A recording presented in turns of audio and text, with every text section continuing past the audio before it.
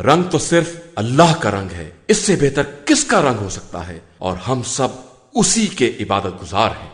اے رسول صلی اللہ علیہ وآلہ وسلم، کہہ دیجئے کہ کیا تم ہم سے اس خدا کے بارے میں جھگڑتے ہو جو ہمارا بھی پروردگار ہے اور تمہارا بھی؟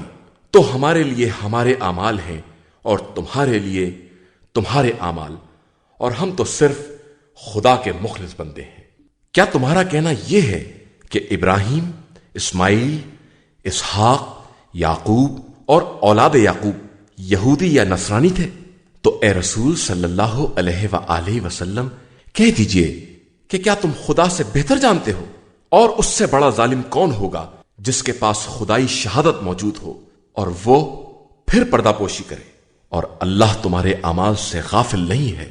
یہ امت گزر چکی ہے، اس کا حصہ وہ ہے جو اس نے کیا ہے، اور تمہارا حصہ وہ ہے جو تم کرو گے، اور خدا تم سے ان کے اعمال کے بارے میں کوئی سوال نہیں کرے گا۔